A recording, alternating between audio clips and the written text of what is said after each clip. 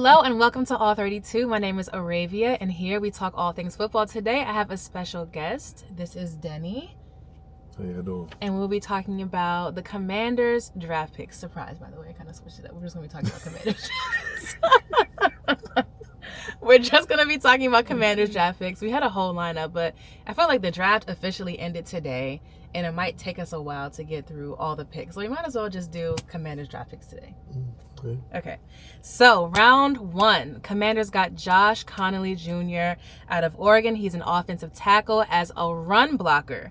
For his first 317 snaps, he earned a grade of 66. As a pass blocker, though, that's kind of where he shines. So in 2023, he allowed 1 sack, 14 quarterback pressures, and 2 quarterback hits. The following year, much better, 1 sack, 2 QB hits, but 5 pressures. So obviously, we once again use our first round pick to get an offensive tackle. And then we get Laramie Tonsel from the Texans. And we also get Brandon Coleman last year. So kind of what do you think about this first round pick? What do you think about, they call him babyface because he does have a baby face. But what do you think about Connelly Jr. and this first round pick? I really like the pick. I think that, protecting the investment, which is Jaylen Daniels. So I think, bulking up the line is a great way to start the draft. Yeah, I do too. And I also feel like not only will he be good for protecting Jaylen Daniels, but also for the run because we've kind of been doing like a running back by committee. Mm-hmm. We don't have like a true RB1.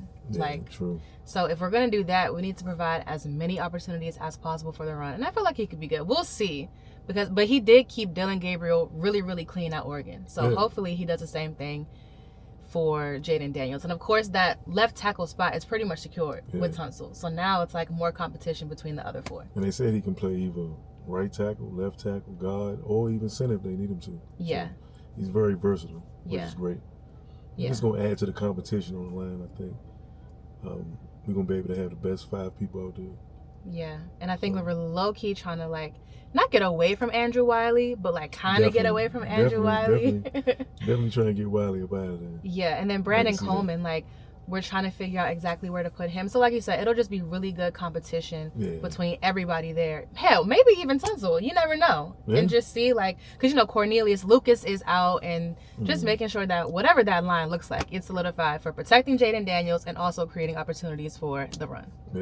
Yeah. So I think this was a pick. Acquisition. Definitely. Yes. A pick. So now round 2, we have Trey Amos, who's a cornerback. We have vets in the room between Marshawn Lattimore, Will Harris, both from the Saints.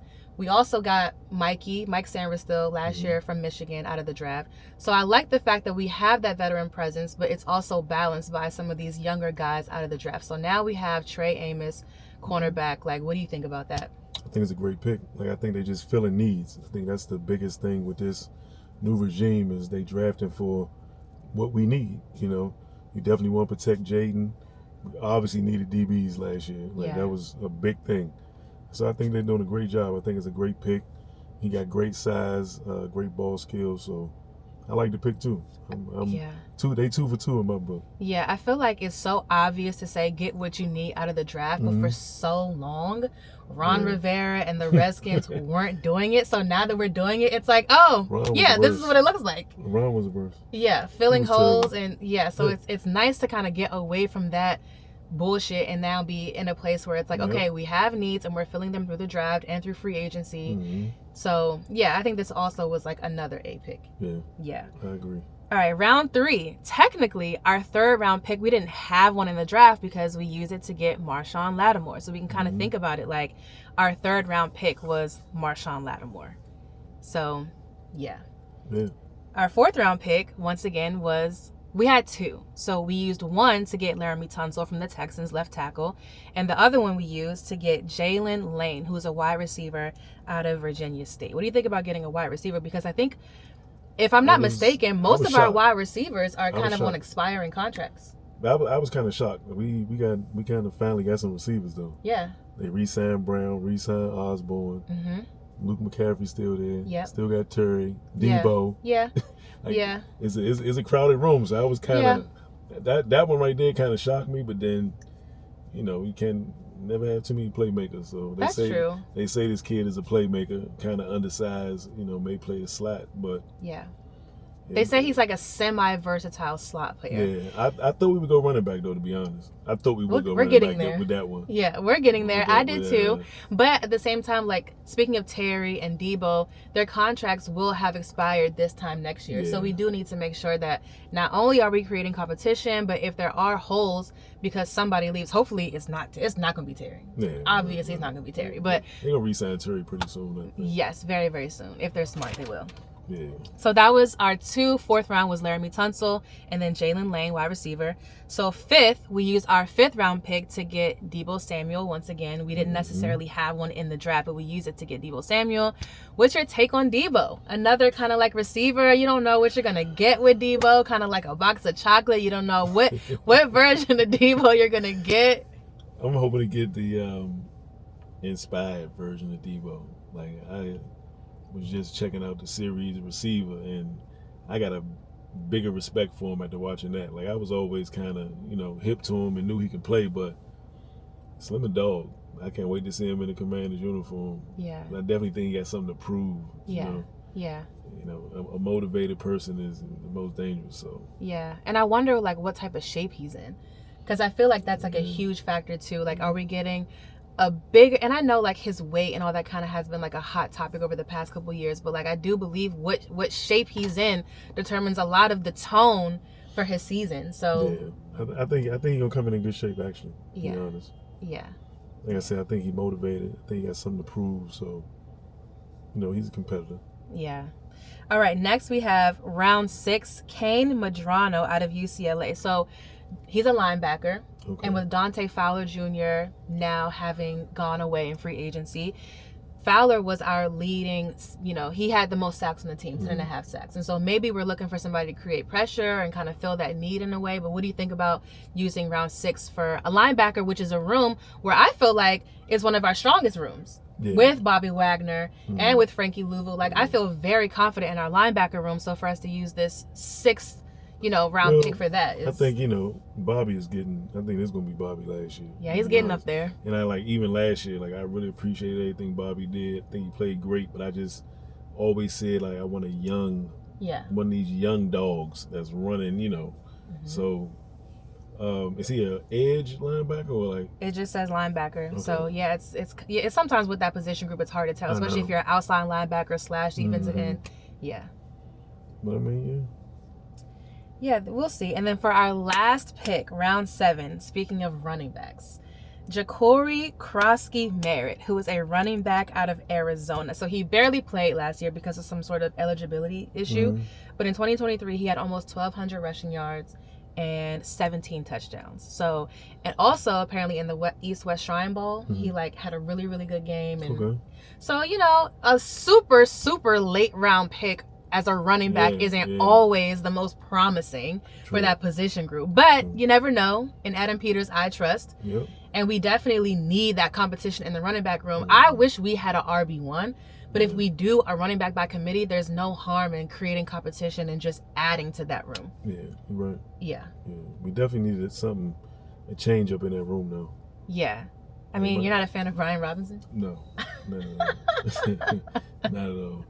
If I be honest, my favorite running back is Rodriguez. Rodriguez. Chris Rodriguez? Yes. Wow. Okay. He's my favorite out of the bunch. I fuck with Eckler though, but Rodriguez. Why is he your favorite? I like Eckler.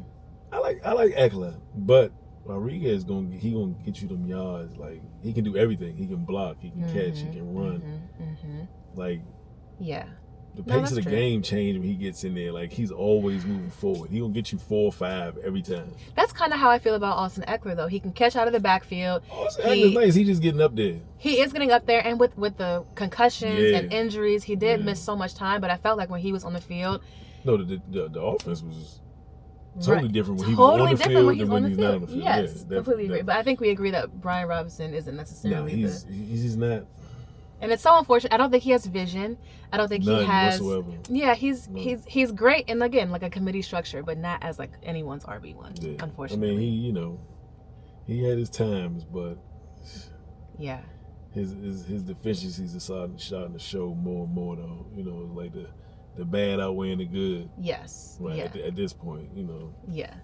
So you saw the note that Cliff Kingsbury left Yes, Adam Peters on his desk before he got That's funny. Babyface. Mhm. So Babyface, again, is the first round pick that we got.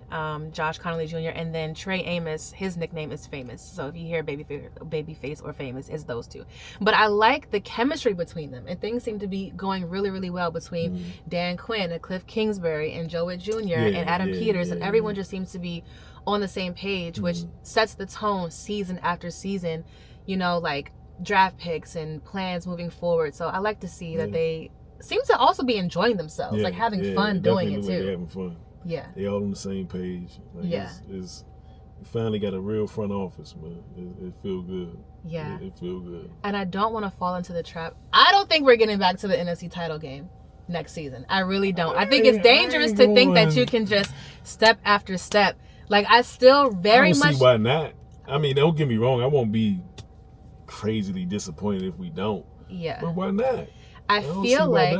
Let me tell you why not, in my opinion. Okay. Because it's so hard to get there. The NFC title game, getting that deep into the playoffs is so hard to get there. And I think with our schedule coming up, we play the AFC West and we play the NFC North. Two very, very difficult divisions. You said NFC North or AFC? The NFC North. We play the Lions, the Bears, the Vikings, the Packers, and then we play the Chiefs, the Chargers, the Raiders, and who else is in that division? Denver. The Broncos. Yeah, so I think we just can't sleep on them. Then we have the Eagles. Then the Cowboys and Giants, as much as that's worth, they do give us a problem every single year. Division games. So we have to be aware of our opponents. And then also, like, we still are in a type of rebuild. Like, we can't just be like, okay, we made it to the title game, so now we made it, and the expectation is the title game. Yeah, you're right. Expectations can't be the title game. But I do say why not, though. I don't see why we can't make it to the title game again. Yeah. But, maybe you're right. The expectation shouldn't be title game again. Yeah. But why not a title game again? Yeah. Okay. I can deal with that. Overall, I would give this draft an A. Maybe I'm biased, but I think Adam Peters just always has such a clear plan moving in. We addressed the rooms that we needed to address. We have veterans in the DB room, and now we have some young guys. We got a late round running back. We got protection for Jaylen Daniels and guys to create opportunities for the run. We got a wide receiver, which is kind of crazy. Like a bonus child. Yeah, so I didn't think we were going to get no wide receiver, to be honest. I didn't either. And then to think about what we did in free agency as well with Laramie Tonsel and Deebo Samuel, and who else did we get? Somebody else as well. Marshawn Lattimore, but that was during the season. Will Harris as well, safety out of New Orleans. Yeah, so it should be really interesting to see how... We signed, what you call him back to, the other DB? Iguodala. Oh, Noah Igbeneghu? Yeah. We signed him too. Yeah. So yeah, we're retaining some guys. We're getting new guys. I think we had like another A draft. Adam Peters did his thing. Back to back. But kind of back to back because he did the same thing with the 49ers. So not that I'm surprised. Yeah. But I can appreciate when he does it for us. Definitely. Yeah. Definitely appreciative. Let me know what you think about the Commanders draft. Do you think we did A, B, C, D, F? Who are some of your favorite acquisitions this draft? Another thing I wanted to say, I really wanted Will Johnson with that first round pick, and I saw when he was available. The corner out of Michigan. I was really excited when he was still available, but I do understand that he kind of has some injury issues. There were certain things that were keeping him off the field at Michigan last season, but I think when he's on the field, he's a difference maker. But in hindsight, like I said, in Adam Peters, I trust. I do like the fact that we got a tackle instead of Will Johnson, who might potentially have injury and health issues moving forward. But he's somebody who I was really excited for that we didn't get. Yeah, I was kind of excited for that pick too. Yeah. I thought we would get him at, what was it, 31? Something, 29. 29. Yeah, but they had a lot of concerns about his knee or something like that. It was a few different things, but he says he's healthy. He says that he's fine. He already had surgery and he's recovering well. So wish him the best, whatever happens in the future. But let us know what you think. Comment below. How do you think the Commanders did in the draft? ABC, grade it. Who are some of your favorite draft picks from this year? How did Adam Peters do? And do you think the Commanders are going to make it to the NFC title game again this upcoming season? Thanks for watching. Thanks for watching.